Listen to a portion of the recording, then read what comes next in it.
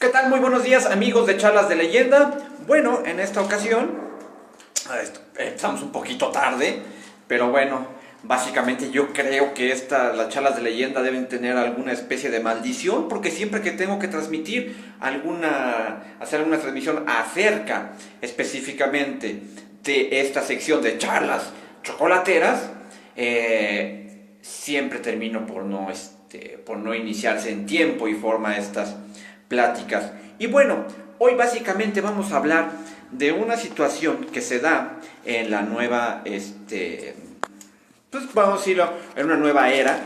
Estamos hablando del cambio del medievo con el Renacimiento, que tiene que ver específicamente con estos reacomodos sociales que existen en el mundo. El primer reacomodo social, obviamente estamos hablando de que en el año de 1517, ya cuando se había descubierto América, va a ocurrir, sobre todo en Alemania, una revisión que tiene que ver con la parte religiosa. Esta revisión básicamente está sustentada o está generada en Alemania, y esto surge a través de las 95 tesis de Martín Lutero. En este caso estamos hablando de lo que se llamaría la Reforma. La Reforma tiene que ver específicamente con la reestructuración católica que se hace, esta escisión que se hace de la religión católica, donde va a haber un separatismo entre los iconoclastas y con los iconodulos. En este caso vamos a hablar entonces de esto, sobre todo de esta reunión de obispos que se da en Italia, donde se va a reestructurar lo que es la religión católica, y a su vez por la temporada y por la temporalidad, por la era, tiene que ver específicamente una gran influencia sobre las que son las colonias de España o las colonias de los europeos que existían en el mundo, y en este caso estamos hablando de la Nueva España. Y bueno, pero primero, ¿qué es un concilio? El Concilio de Trento específicamente es el segundo gran concilio que se da a nivel religioso. El primero es el Concilio de Nicea, por allá del siglo IV, cuando se establecen las normas y se estandariza, por decirlo de alguna manera, lo que es la religión católica. Después se va a dar en el siglo XIV, lo que es, en el siglo XVI es donde se va a dar este nuevo concilio, donde se va a ratificar todo lo que se había hecho en el siglo IV, y el tercer gran concilio es el Concilio Vaticano II, pero ya en épocas de Juan Pablo II. Y bueno, básicamente, entonces hablábamos del Concilio de Trento. El Concilio de Trento se va a dar en un periodo de tiempo que va del año de 1545 hasta el año de 1563. Realmente está dividido en 3 fases. Estas fases, a su vez, va a estar dividido en 25 reuniones. Como les digo, esto va a generarse inicialmente en el año de 1517, cuando Martín Lutero va a estar colocando sus 95 tesis en las puertas de lo que es la catedral de Wittenberg, allá en Alemania, donde va a colocar o va a hacer una revisión de esta parte de la iglesia. Obviamente la iglesia no es concebida en ese momento como la concebimos nosotros en la actualidad.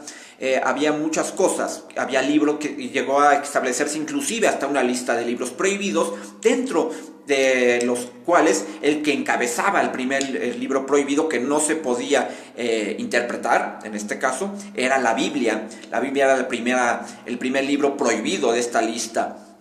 Así lo tenemos. Pero bueno, para el año de este periodo que se va entre el año de 1517 y el año de 1520, lo que van estas tesis, como les digo, estas 95 tesis. Obviamente vamos a ver las diferencias que existía por cuanto se hace a la interpretación de las cosas. La primera la vamos a tener dada por que la Biblia solamente va a ser por Martín Lutero, va a tener el punto de vista que la Biblia debe ser interpretada, mientras que la parte católica solamente decía que debería acatarse tal y como estaba escrita. Sin embargo, otra de las tesis que decía, que obviamente desconocía Martín Lutero, era la figura del Papa, porque la figura del Papa, decía él, que es San Gregorio el que va a agarrar, en el siglo IV, va a establecer lo que sería ahorita espérenme, va a establecer lo que sería el papado, a través de una traducción que se hace del griego al latín, a un texto bíblico, donde se dice que este pasaje bíblico, donde Jesús le otorga a San Pedro la potestad de sus iglesias, donde va a ser literalmente considerado como la piedra de la Iglesia católica, resulta entonces que es una interpretación que se da, de hecho, en los textos originales de la Biblia, en la Biblia original que llega a Europa, que es la griega, no se menciona nada, simplemente lo va a adaptar Gregorio. Y también había esta parte de la idolatría. Los separatistas, los reformistas, decían que esta parte que tenía que ver con el uso de imágenes dentro de la iglesia no estaba permitido, sino era una forma de idolatría. Sin embargo, a través del Concilio de Trento, y esta es la parte importante que va a afectar a Nueva España, ellos dicen que no. De hecho, en la reunión 25, en uno de los párrafos, es donde se establece el uso de imágenes religiosas, donde se les va a dar el debido respeto, culto y veneración, dependiendo si son santos, si es la figura de Dios, o si es como les digo, santos, donde se va a establecer también una defensa férrea de la Virgen María, lo que va a generar también que el culto a la Virgen de Guadalupe, en lo que es en la Nueva España, también se generen estas disyuntivas, porque resulta que al no considerar inicialmente, estamos hablando de que esto se hace en el año de 1563, estamos hablando de aproximadamente 42 años después de la conquista, y para ser más exactos, estaremos hablando de 32 años después de las supuestas apariciones marianas en el cerro del Tepeyac. En este caso estaremos viendo esta parte, lo que resulta entonces que para poderle dar la característica o la calidad de importancia a la Virgen de Guadalupe, es que se requiere de alguna u otra manera que sea reconocida la calidad que tiene la Virgen dentro del culto católico. Entonces, esta es la parte que se va a dar. Pero otra cosa es la manera en que se hacían las cosas, porque resulta que Martín Lutero sostenía que para el hecho de llegar a Dios o llegar a Cristo, la salvación se hacía a través de la fe. Y en este caso, en ese momento los católicos lo hacían a través de indulgencias, de comprar indulgencias. Uno podía agarrar y comprar una indulgencia de cárnicos y podía consumir carne, lo que era en la época de Cuaresma, o podía inclusive comprar lo que era la bula o la indulgencia de Santa Cruzada, donde también se le permitía y se ganaba lo que eran indulgencias en el cielo. En este caso era acortar su periodo dentro de lo que sería el purgatorio, espacio donde se iban a exculpar los pecados. Pero así lo tenemos. También se decía que las misas se hacían, los luteranos son los primeros que permiten que las misas se empiezan a decir lo que en idioma nativo del lugar donde se encuentran, porque las misas se decían originalmente única y exclusivamente en latín. Era la forma que lo manejaba así. También sostenían los luteranos que no debería existir celibato. Al final de cuentas, Martín Lutero termina, una vez que se separa de la iglesia, termina casándose con una monja, obviamente cuando ya no es monja. Él se va a casar con una monja agustina también, y va a tener esta parte donde él va a tener una pareja.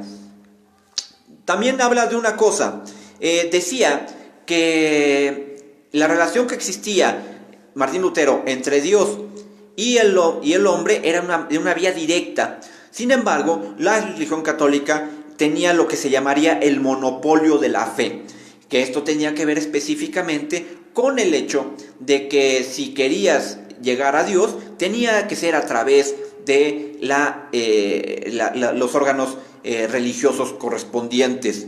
Y bueno, algo muy importante y sobre todo que va a tener gran influencia en la Nueva España es el hecho del desconocimiento de los sacramentos.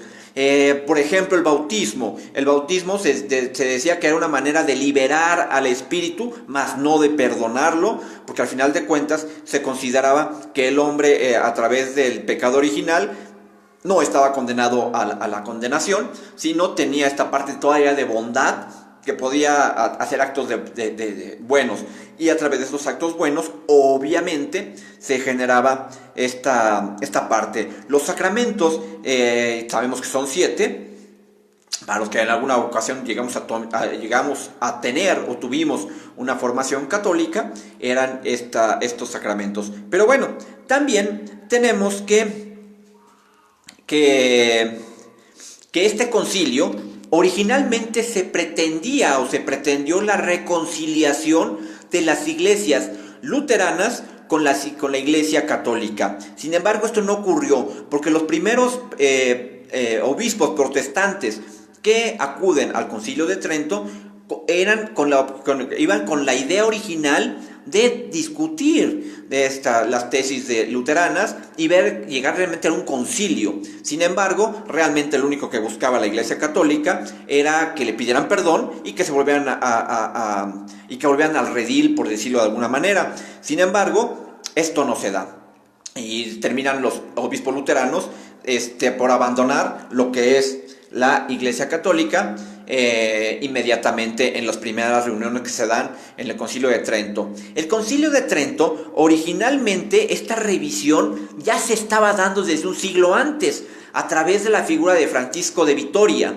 Sin embargo, no va a cuajar esto, va a llegar primero lo que es la decisión luterana, y posteriormente, para el año de 1540, va a surgir un grupo como contrarreformista. Este grupo está encabezado por Íñigo López de Recalde, un capitán español que va a fundar lo que es la Compañía de Jesús, para el día de hoy conocidos nosotros como los jesuitas.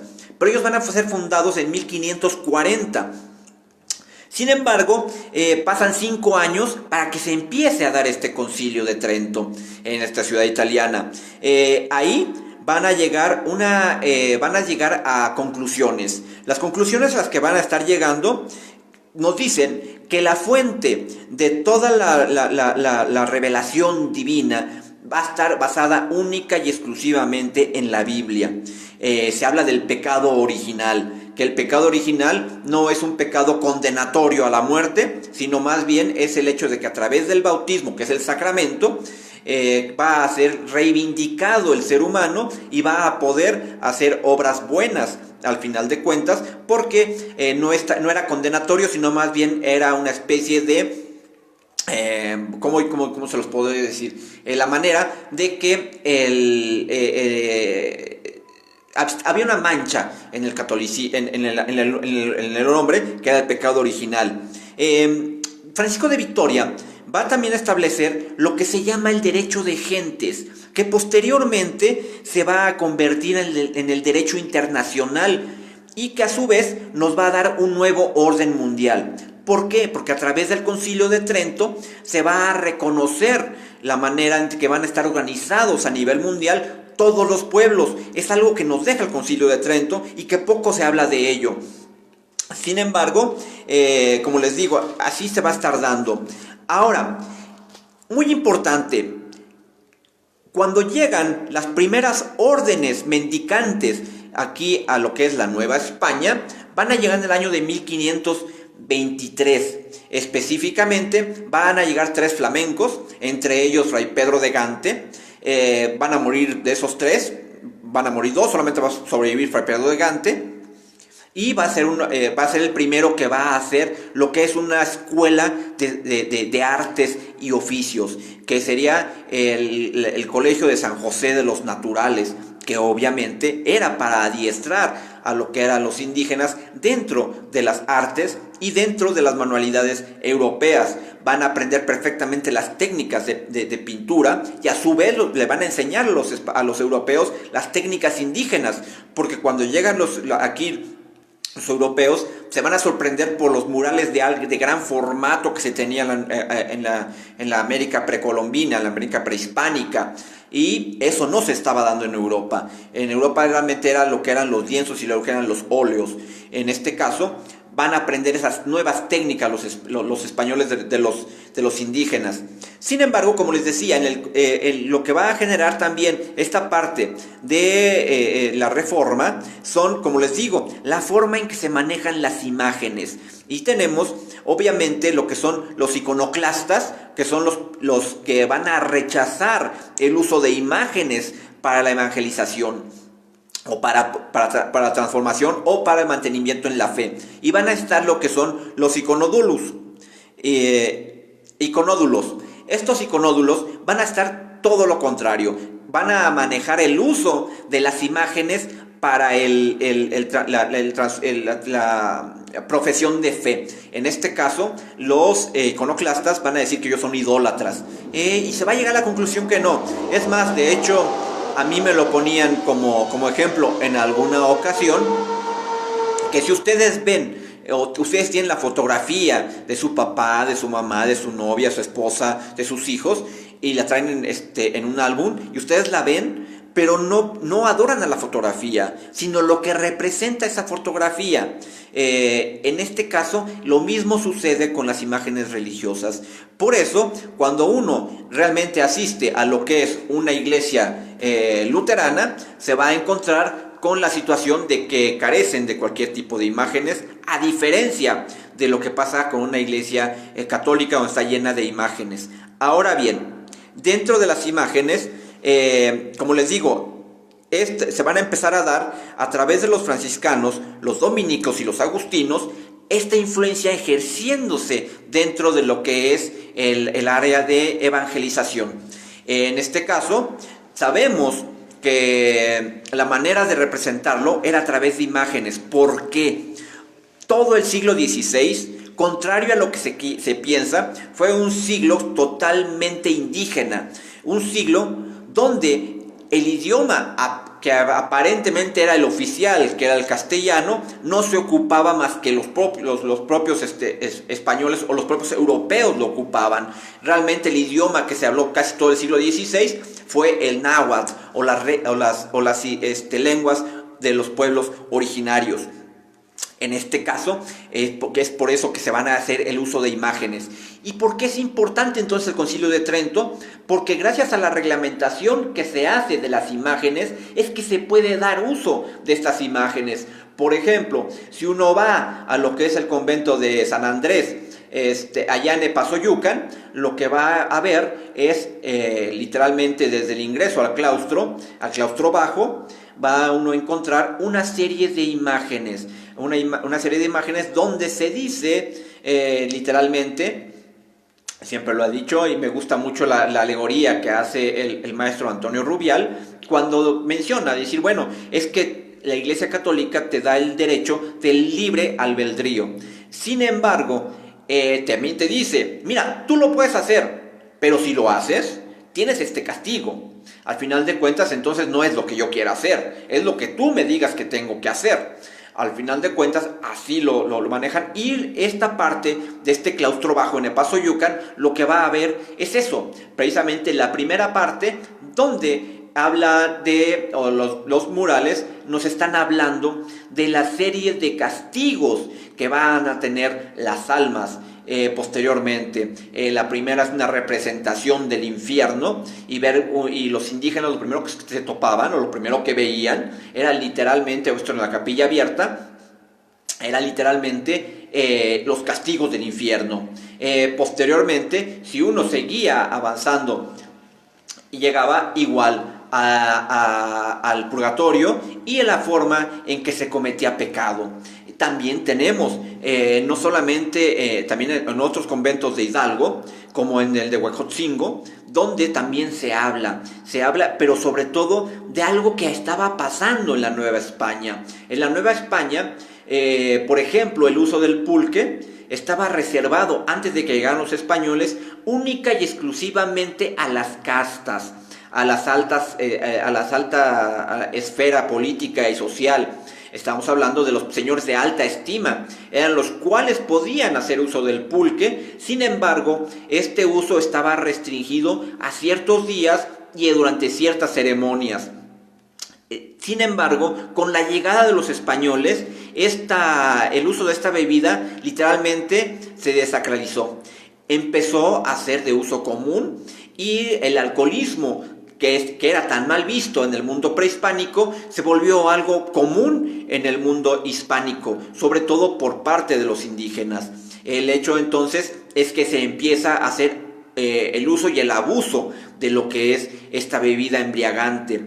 Por eso es muy común verla como pecado. Por ejemplo, en Tlaxlaya, vemos en el convento de allá, vemos también en el convento del propio Huejotzingo, o en el convento de Xochotl, donde literalmente están representadas imágenes donde el demonio con todos sus cuernos les está dando de beber a los indígenas y los está condenando a la perdición. Bueno, entonces este uso de imágenes es que se da de esa manera. Entonces el uso de imágenes era muy importante que se diera y que se reglamentara y que se entendiera y que se aceptara dentro del mundo católico. Y al final de cuentas el Concilio de Trento va a generar esa sinergia por la cual, o a través de la cual, se va a hacer este uso de imágenes. Bueno, el Concilio de Trento, al final de cuentas, a pesar de que fue totalmente europeo, va a generar y va a dar el origen de cómo se va a hacer la evangelización en América. Como les digo, los primeros monjes que van a llegar, tanto franciscanos como agustinos, como dominicos y como agustinos, todos van a llegar de determinadas épocas. Estamos hablando de 1523, 1524 de manera oficial, con Fray Martín de Valencia y los 12 grandes. Y vamos a ver también que llegan los dominicos en 1526 y los agustinos un poquito más tarde, en el año de 1533. Sin embargo, posterior a ello, ya cuando por eso se da la influencia y se da una evangelización más elevada y con mayor autoridad sobre el uso de imágenes, la van a generar para el año de 1572, estamos hablando ya de la tercera generación posterior a lo que es la conquista, se va a dar a través de los hermanos jesuitas.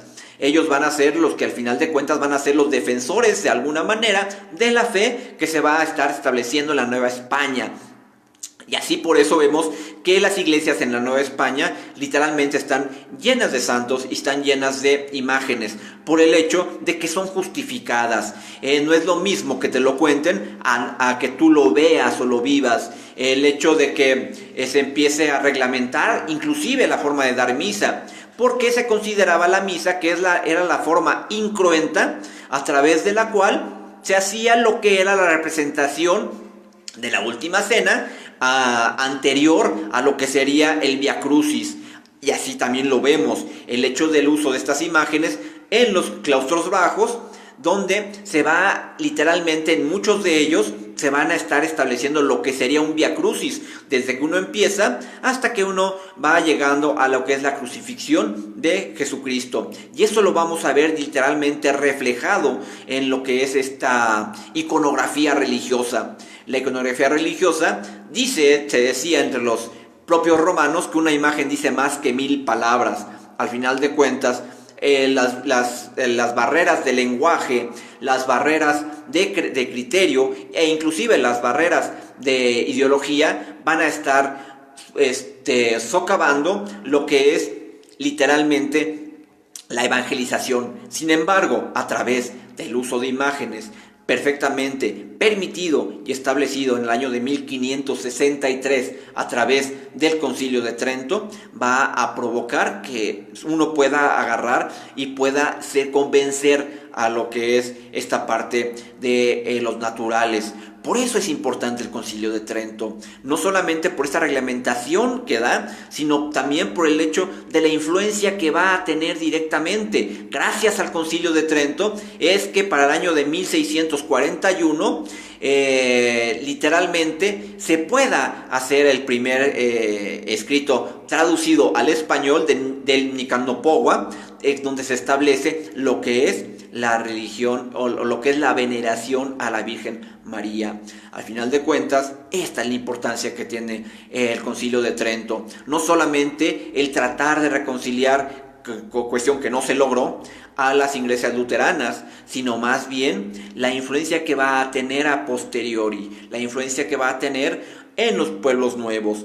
Esta influencia que se va a ver reflejada, como les digo, en el uso de imágenes, en el uso de trasladar, sin caer en lo que sería una idolatría.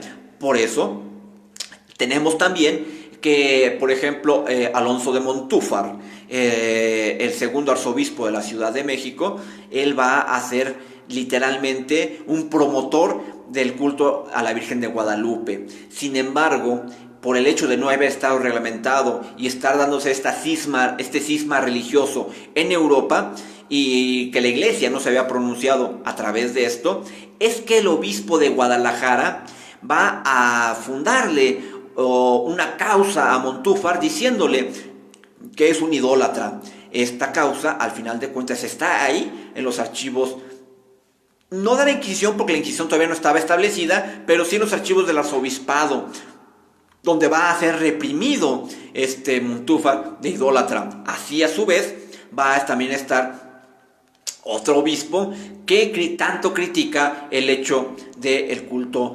guadalupano, por el hecho de que no estaba reglamentado. Pues, como les digo, es a posteriori, es cuando ya cuando ya hay una reglamentación, es que se va a literalmente a reglamentar y secularizar lo que es el mito guadalupano o el culto guadalupano. Este culto que al final de cuentas va a servir de instrumento para la evangelización total de los pueblos de indios. El uso de imágenes va a estar establecido obviamente a través de esta fórmula que inventan los frailes, el dividir lo que es el gobierno entre los pueblos españoles y los pueblos de indios, donde el uso de imágenes va a ser tan importante. Y todo esto gracias al Concilio de Trento. Al final de cuentas, este concilio va a generar inclusive las relaciones que se puedan dar, y va también a salvaguardar y va a cambiar lo que es la imagen que se tiene de la mujer en el mundo. Es poco dicho, pero el hecho de que se considera a la mujer como fundadora o como la base del pecado, se va a dar todo eso anterior al Concilio de Trento. ¿Por qué? Porque si uno recuerda, los que no sean católicos, les comento, en la Biblia, en el Génesis, se establece que Adán y Eva son lanzados del paraíso, y son lanzados del paraíso por la culpa de Eva. Estamos hablando que es una mujer la que va a fomentar esta parte de la expulsión del paraíso. Sin embargo, es otra mujer la que nos va a dar la salvación, y esa otra mujer no es Eva, esa otra mujer es María. María es la que va a traer literalmente al Salvador al mundo. Es el vehículo a través del cual Dios se hace de manifiesto. Y este respeto y esta veneración y este establecimiento de su jerarquía dentro de la Iglesia Católica se va a generar literalmente a través del Concilio de Trento. Por eso es tan importante el Concilio de Trento, por eso es tan importante dentro de lo que es la evangelización en la Nueva España, por las fechas en las cuales se da. Estamos hablando de que va a generarse a través de esta culturación y esta aceptación de la iconografía religiosa dentro de lo que es la Iglesia Católica y obviamente de sus provincias y de sus colonias. Y esto nos va a incluir o nos va a incumbir directamente a la Nueva España, porque a través de ella es que se va a poder lograr la multicitada, como lo he comentado, evangelización. La evangelización más que a través de pláticas o más que a través de la enseñanza pedagógica de la Biblia, porque además no se puede enseñar la Biblia. Al final de cuentas, los únicos que podían leer la Biblia eran literalmente los obispos, y el que podía dar una interpretación era literalmente la curia papal. Los que literalmente nada más, lo único que se hacía era leer la Biblia. Por eso era tan importante el hecho de que estuviera dentro de los libros prohibidos que van a ser, se les van a quitar los candados, pero ya ha entrado el siglo XX, hasta el año de 1969, y esto se da a través del Concilio Vaticano II. Y bueno, al final de cuentas es así como tenemos la influencia del Concilio de Trento o el Concilio Tridentino dentro de la Nueva España. Así es como se va a tener esta área de influencia a través de la cual vamos a poder lograr lo que sería de manera efectiva la evangelización en América. Pero bueno, amigos, eso es básicamente la pequeña reseña que tenemos el día de hoy a través de estas charlas chocolateras sobre el Concilio de Trento.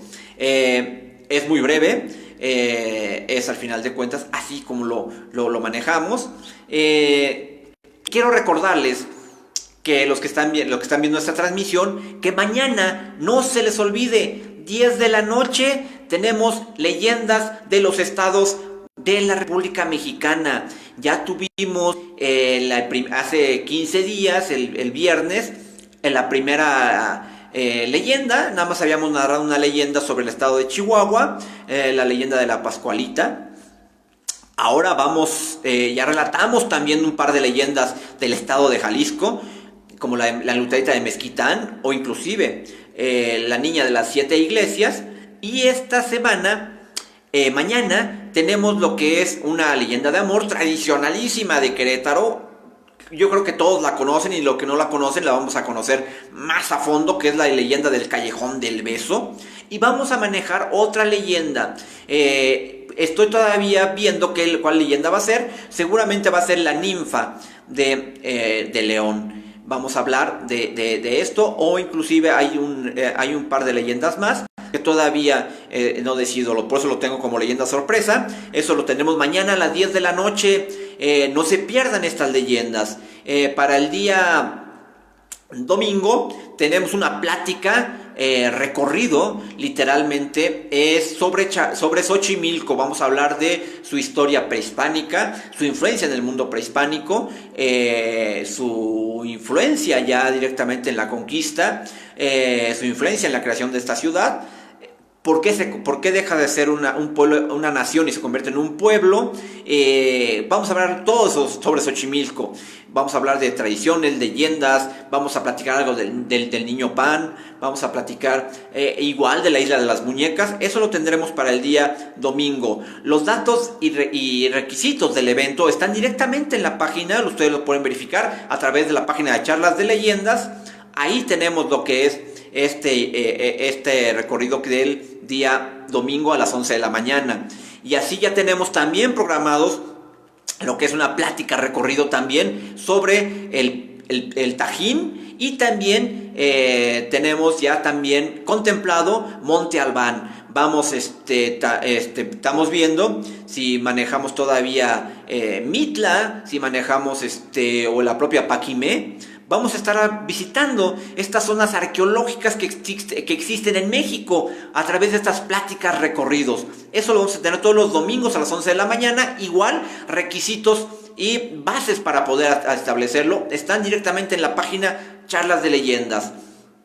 Tenemos igual charlas chocolateras, pláticas como el Galeón de Manila, que nosotros conocemos como la Nao de China, pero eso es la próxima semana. Eso lo tendremos entonces para la próxima semana, como les digo, el día jueves 11 de la mañana lo tenemos, viernes 10 de la noche, Noches de Leyendas, lo tenemos también. Y bueno, amigos, por mi parte, espero que les haya gustado esta muy breve pero interesantísima conversación a través de Charlas de Leyendas, a través de Facebook Live, este streaming, donde pudimos ver algunos detalles a través del concilio del Concilio de Trento, donde al final de cuentas van a marcar lo que es la vida y la evangelización en la Nueva España. Por mi parte, amigos, es todo esta mañana. Yo entiendo que es un día complicado, todo el mundo tiene que estar trabajando. Los que tuvieron la oportunidad de verlo, pueden verlo. Cualquier duda, sugerencia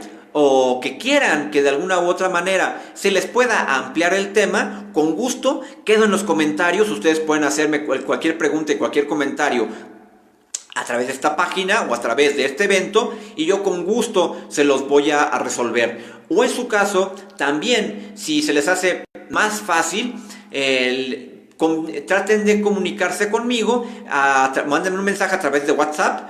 Les juro que si lo contesto, es más rápido que me lo manden por WhatsApp que por Messenger, porque a veces el Messenger no lo leo tan seguido por cuestiones de carga de trabajo, pero el WhatsApp sí tengo más acceso. Márquenme, ahí están los dos WhatsApp, que los dos números, está el 5517 59 22 47, que es el contesto más rápido, y el 56 16 72 25 12, donde también en la página de Charlas de Leyenda podrán ver los números de WhatsApp.